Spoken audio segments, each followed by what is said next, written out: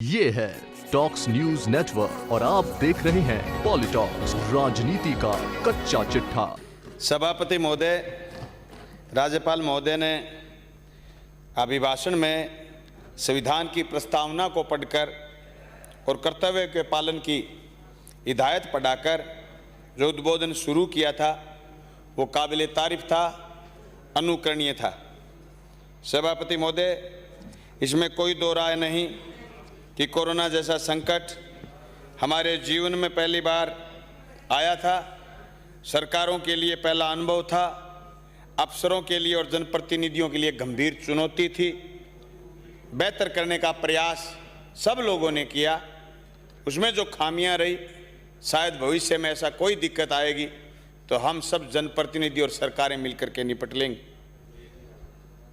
सभापति महोदय, नरेगा में श्रमिकों की संख्या बढ़ाने का काम तो किया गया जो महामहिम के भाषण में बताई गई, लेकिन संख्या बढ़ने के साथ साथ मजदूरी और कार्य दिवस बढ़ाना भी एक चुनौती है और अभी तक जो पक्के काम हैं उनकी प्रगति कम है।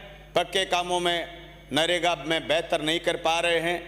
केंद्र की मदद और राज्य की मदद में, जैसे मेरे से पहले वक्ता साथी बोल रहे थे, जिसे पंचायतों में दिक्कत भी है, हर पंचायत में दिक्कत है, कार्य प्रगति में अवरुद्धता आई है। हम उम्मीद करते हैं कि अभी बजट घोषणा में ये दिक्कतें दूर करने का काम सरकार करेगी और मजदूरों के कार्य दिवस भी बढ़ाएगी और पक्के कामों में भुगतान जल्दी से करेगी। सभापति महोदय, मैं धन्यवाद करना चाहूँगा कि हो सकता है राजस्थान के कई क्षेत्रों के विधायकों की अलग अलग राय हो, पर फसल बीमा पर हमारे यहाँ बहुत बेहतर हुआ है। समय पर प्रीमियम जमा होने की वजह से 2019-20 तक के रबी तक के बीमा क्लेम आए हैं। मैं मेरी विधानसभा क्षेत्र की बात करूं तो 2019-20 की रबी में 36,000 किसानों के खातों में 204 करोड़ रुपए आए हैं। 450 किसान, 500 किसान ऐसे हैं जिनके पोर्टल पर गलत अक्षर दर्ज हो गए।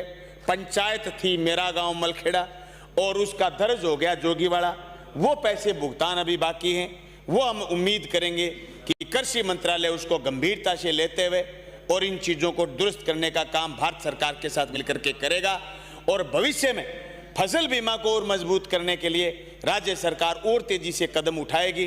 क्योंकि सारी डिबेट में हमने सुना है कि बहुत कम सारे विधायक साथी हैं जो फसल बीमा को गंभीरता से जिक्र किए हैं।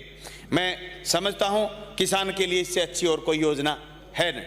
महोदय, प्रदेश में बिजली के दाम बढ़े हुए हैं, इसमें कोई दो राय नहीं कि कोरोना के 3 महीनों में बिजली के बिलों में विशेष छूट देने की बात कही गई थी। वो बिल इकट्ठे हो गए। आज लोगों के लिए घरेलू बिजली के बिल भी भर पाना मुश्किल है।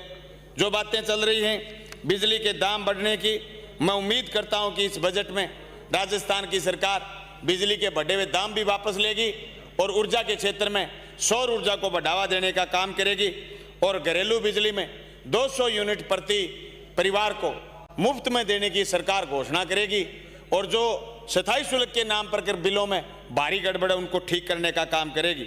बिजली उपभोक्ताओं को राहत देने के लिए सरकार को आगे आना चाहिए।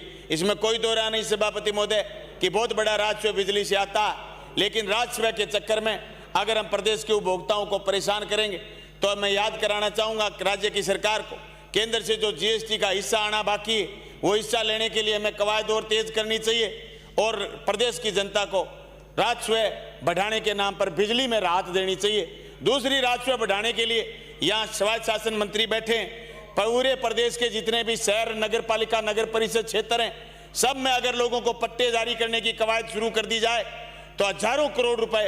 अगर अकेले जयपुर की बात करें, जो लोगों ने जमीन में आगे बढ़े हुए लोग जो तामीर कर रखी है, न तो कोई तुड़वाने वाला और न उनको कोई डिस्ट्रॉय करवाने वाला, मैं तो उम्मीद करता हूं राजस्थान की सरकार कि उनके पट्टे जारी करे, उनको रेगुलराइज करे, उनसे फीस जमा करवाए। अकेले जयपुर में हजारों करोड़ रुपए की आमदनी हो सकती है। ये पूरे प्रदेश में भी इस चीज की इस नीति को लागू कर सकते हैं। अभी जनसंख्या का घनत्व जो बढ़ रहा है शहर की तरफ, वो गांव की तरफ बढ़ाने के लिए गांव में कॉलोनियां विकसित करने का काम, कन्वर्जन का काम शुरू कर देना चाहिए। इसलिए हम उम्मीद करते हैं कि सरकार इन चीजों में तेजी से काम करने का शुरुआत करेगी। सभापति महोदय, पेट्रोल और डीजल की बात करें, पूरे अंतर्राष्ट्रीय मार्केट में क्रूड ऑयल के दाम नीचे हैं, केंद्र की सरकार ने दुनिया भर का सेस लगा रखा, लेकिन राजस्थान सरकार भी कम नहीं है। मैं हरियाणा के नजदीक में रहता हूं। हरियाणा को और हमारा 10 रुपए का डिफरेंस है, जो लोगों के लिए हर रोज सवाल होता है कि हरियाणा में जाते हैं 10 रुपए लीटर सस्ता डीजल है और 10 रुपए सस्ता पेट्रोल है। राजस्थान की सरकार जो पिछले दिनों सेस घटाया है, उस सेस को और घटा करके जनता को राहत देने का काम करेगी। सभापति महोदय, जो राज्यपाल महोदय ने जब कानून हमारे यहाँ राजस्थान में पास किए गए थे, उन तीनों कानूनों को रोक के रखा है। उसके अलावा जो केंद्र ने सरकार ने कानून पास किए, किसान विरोधी कानून पास किए, वो रोकना राज्यपाल का हमें समझ में आता है। लेकिन 5 एकड़ तक के किसान की जो कुर्की न करने का कानून राजस्थान की सरकार ने बनाया, मैं समझता हूं वो गंभीरता से राजस्थान की सरकार को लागू करना चाहिए। राज्यपाल महोदय को उसको मंजूरी देनी चाहिए, ताकि 5 एकड़ तक के किसान की जमीन कर्ज की वजह से नीलाम न हो, कुर्क न हो। सभापति महोदय, ये जो हिंदुस्तान में आंदोलन चल रहा है, चाहे कोई विधानसभा का सत्र होगा, ये आंदोलन हमारे लिए एक ऐतिहासिक आंदोलन है। यह आंदोलन अभी सिरे भी नहीं चढ़ा है। 2 तरीके की बातें चल रही हैं। बीजेपी के लोग ये कह रहे हैं कि ये किसानों के पक्ष में है। हम आज भी हमारी बात पर कायम है, ये किसान के पक्ष में नहीं है। इसे 3 महत्वपूर्ण चीजें जो किसान के हाथ से चली जाएगी, जमीन किसान के हाथ से चली जाएगी, मंडी। और मैं एक बात फिर मेरी दावे के साथ कह रहा हूं, इन कृषि कानूनों से और आवश्यक सेवा वस्तु अधिनियम से न सिर्फ मंडी जाएगी, न सिर्फ जमीन जाएगी, बल्कि खाद्यान्न का, दलहन का, तिलहन का 36% बाजार है, वो बाजार भी छोटे व्यापारी के हाथ से निकल करके बड़े पूंजीपति के हाथ में चला जाएगा। हमारी गर्दन बड़े पूंजीपति के हाथ में आ जाएगी। केंद्र की सरकार के पास जो आज सरकार एफसीआई के गोदाम भर करके गरीबों को 2 रुपए किलो का गेहूं देती है, पीडी सिस्टम जो चल रहा है वो हमारा डिस्ट्रॉय हो जाएगा। ये आंदोलन न सिर्फ किसान से जुड़ा हुआ है, ये आंदोलन न सिर्फ खेती वाले किसान से जुड़ा हुआ है, ये खेती और मजदूर से, खरीद के खाने वाले से और बेचने वाले तक सब लोगों के पेट से जुड़ा हुआ आंदोलन है। मैं उम्मीद करता हूं कि आंदोलन हम और मजबूती से लड़ेंगे और हमारे साथी जो राजस्थान की विधानसभा में बैठे हैं, जो किसान परिवारों से आए हैं, हो सकता है उनकी राजनीतिक पार्टी दूसरी हो, पर वो हमारे साथ आएंगे। साथियों, जवान भी मेरा है और बूढ़ा भी मेरा है। जो आंदोलन में है, जवान भी मेरा है, बूढ़ा भी मेरा है। हर सरहद पर खून भी मेरा है। एक सरहद पर खून हिसाब चुका रहा है, एक सरहद पर खून हिसाब चुका रहा है, दूसरी सरहद पर खून हिसाब मांग रहा है। फिर भी मोहब्बत देखो मेरी कौम की यारो, फिर भी मोहब्बत देखो मेरी कौम की यारो, फिर भी मोहब्बत देखो मेरी कौम की यारो। वो लाठी बरसाने वालों पर अपनी जान लुटा रहा है, वो लाठी बरसाने वालों पर अपनी जान लुटा रहा है।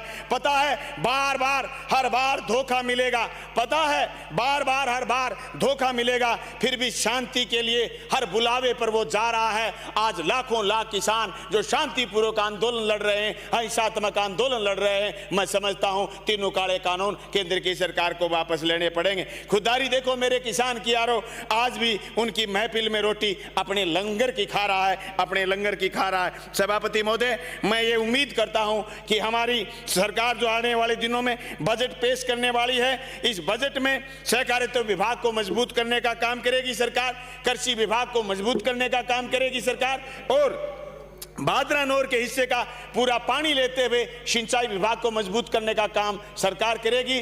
जो सीएडी विभाग बंद कर दिया गया है केंद्र सरकार द्वारा 2015 में, उस सीएडी विभाग के लिए खाड़ा निर्माण के लिए राज्य की सरकार स्पेशल बजट का आवंटन करेगी। और निरोगी राजस्थान को मजबूत करने के लिए 2013 की नर्सिंग भर्ती, प्रयोगशाला सहायक की भर्ती पूरा करने का और डॉक्टरों की भर्ती पूरा करने का काम सरकार करेगी। कानून व्यवस्था को मजबूत करने के लिए सब इंस्पेक्टर भर्ती में खाली पड़े पदों को, जो अभी भर्ती चल रही है उसमें जो 250 पद जोड़ने की विद्यार्थियों की, नौजवानों की मांग, उसको पूरा करेगी। हम धन्यवाद करना चाहेंगे मुख्यमंत्री जी का इस बात के लिए कि 587 पद एलडीसी के जो कट गए थे उनको जोड़ने की हमने मांग की और उन्होंने 603 पदों को जोड़ा। इसी तरीके से हर भर्ती में जो पेंडिंग है, पेंडेंसी है, जो रिट किए हुए हैं, जो एसएलपी लगाई हुई है, सरकार वापस लेकर के उनको पूरा करने की काम करेगी। और मैं उम्मीद करता हूं कि किसान आंदोलन की जीत के साथ ये देश एक नया इतिहास लिखेगा और इस देश में किसान की फिर बात बड़ी होगी, किसान के बेटों की फिर बात बड़ी होगी। और किसान एकता जिंदाबाद के साथ मैं मेरी बात पूरी करना चाहूंगा। जय जवान, जय किसान, किसान एकता जिंदाबाद। धन्यवाद। ये है टॉक्स न्यूज नेटवर्क और आप देख रहे हैं पॉलिटॉक्स, राजनीति का कच्चा चिट्ठा।